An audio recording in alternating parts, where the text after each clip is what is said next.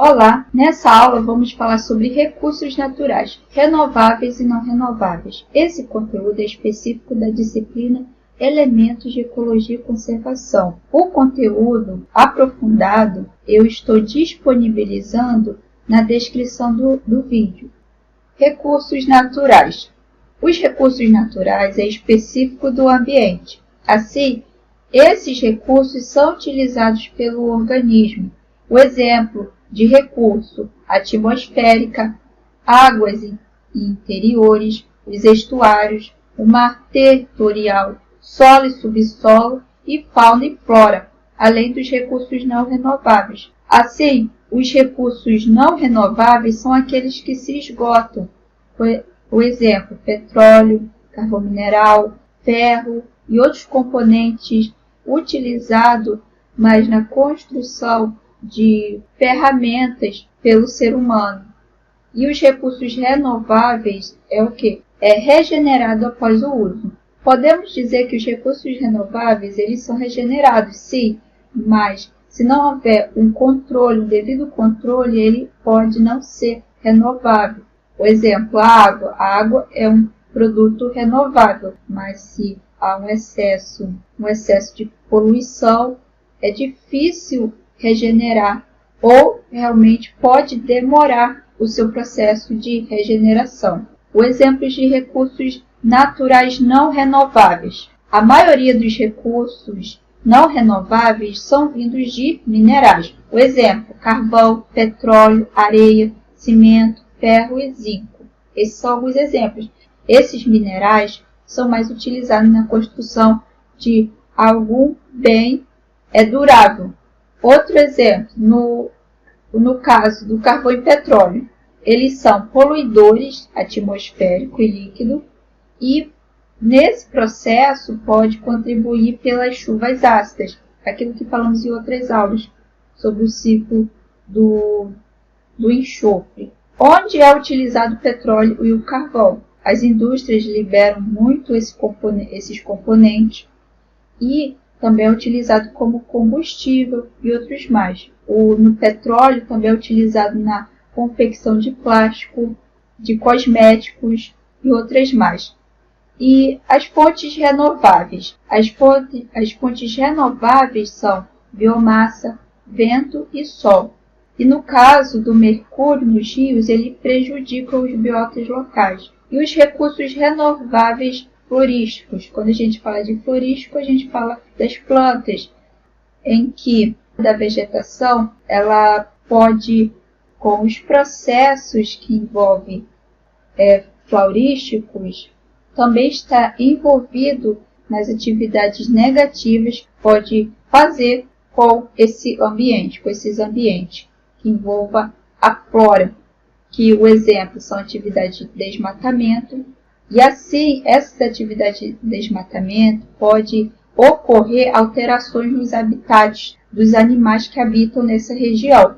Assim, com o desmatamento, há o desaparecimento de recursos energéticos, como os alimentos e também não só com os recursos orgânicos, mas também os inorgânicos. Por provocarem o desmatamento, acaba que esse solo está desprotegido.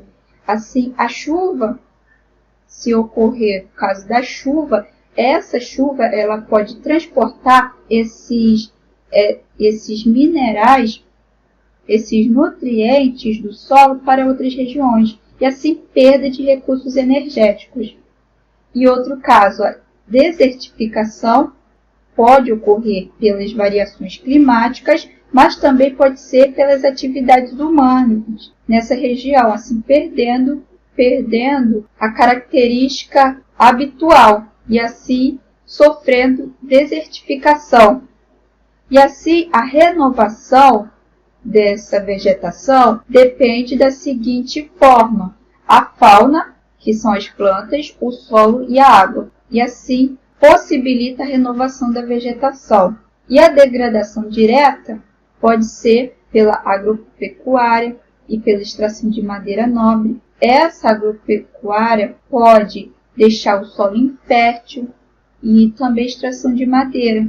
Além das plantas, ajudarem a que não ocorra transporte de minerais, de substâncias, assim no caso na extração da madeira nobre, as plantas, as árvores que estão situadas nessa região, elas vão impedir que há transporte em excesso para outras regiões, como também esses locais, as temperaturas são mais baixas, porque há um controle de entrada e saída de água, assim diminuindo a temperatura do ambiente. Aí veja, no recurso renovável florístico, existe a fauna, o solo e a água, e assim contribuindo para a renovação da vegetação, porque não só água, na dinâmica não é só água, mas o solo, que é rico em nutrientes, ocorre decomposição de alguns animais e vegetais, e assim ocorre na renovação da vegetação. Aí esse é o exemplo de uma floresta natural, que ela é muito importante porque ela é estratificada, assim não haja nenhum tanto impacto nesse ecossistema. E existe a floresta homogênica, que é o exemplo de silvicultura, que são algumas modificações ocasionadas, feitas pelo homem, em que a silvicultura são florestas que, visando produzir principalmente matéria-prima básica para a humanidade. Essas florestas homogênicas são importantes para a qualidade de vida do homem. Então, é feito pela necessidade dos homens de usufruir dessa diversidade. E no caso do recurso renovável faunístico, que em relação aos animais, toda essa dinâmica existe a extinção de várias espécies, pelo fato do desmatamento, porque a maioria dos animais selvagens vivendo em ambientes em florestas, em diferentes biomas. Ocorrendo desmatamento, essas espécies podem não ter outros locais para viverem, para sobreviver. Por isso, ocorrendo o desmatamento, há destruição do habitat. Habitat é o que? O local onde a espécie vive. É o bioma onde essa espécie vive. E outra é a poluição dos lagos. Assim, essas espécies elas sobrevivem de alimento e de água. Se esses locais estiverem poluídos, é pouco provável dessas espécies sobreviverem. Aí, o que ocorre quando essas espécies ficam em extinção? A maioria das espécies que estão em extinção, elas podem viver em cativeiro para evitar risco de extinção, para tentar conseguir aumentar o nível de espécies e posteriormente podem ser soltas no ambiente em que vive. E também a criação em cativeiro é utilizado pelas necessidades humanas, como aproveitamento da carne, do couro, de fins comerciais. E outro fator que é importante ser mencionado, que é necessário ter um controle da caça, da pesca, para que haja preservação dos ambientes naturais, para que não haja um desequilíbrio nesses ambientes. Aí, no caso de recursos naturais faunísticos, os animais eles precisam, para sobreviver, de vegetação e de água, para que haja a renovação da fauna. Se não houver vegetação e água, esses animais não conseguem sobreviver no seu habitat. E no caso do solo, existem efeitos negativos da queima, pois elas destroem a matéria orgânica. Além da matéria orgânica, os nutrientes que havia nesse solo podem ser transportados para outras regiões, através de lixiviação. E isso é um ponto negativo, porque enquanto aquele solo que estava rico em nutrientes, esses nutrientes vão ser transportados em outras regiões, essas regiões que vão receber esses nutrientes vão ficar em excesso de nutrientes e pode ser um ponto negativo dos dois pontos. E vamos ver algumas definições. Edáfica, essa palavra significa relativa ao solo. E humus é matéria orgânica morta que está em condições físico e químicas no ambiente. Outro fator do desenvolvimento da vegetação é o ciclo de vegetação e solo, pois as plantas, elas além de obter água, energia solar, dióxido de carbono, elas precisam de nutrientes que está específico do solo. E o papel da fauna, dos animais, ela tem a função de ciclagem de nutrientes, como a gente falou de ciclagem, que é a entrada e saída de nutrientes no ambiente, e também na manutenção da fertilidade do solo. Os decompositores podem servir desses animais ou através dos resíduos que os animais deixam no ambiente, como também eles podem transportar materiais como sementes e outros componentes que estão nesse ambiente. Aí, como disse anteriormente, a decomposição ajuda no metabolismo do ecossistema do solo, pois as plantas servem desse solo, que esse solo, para ser útil para as plantas, deve estar rico em nutrientes. Aí outro fator da sustentabilidade.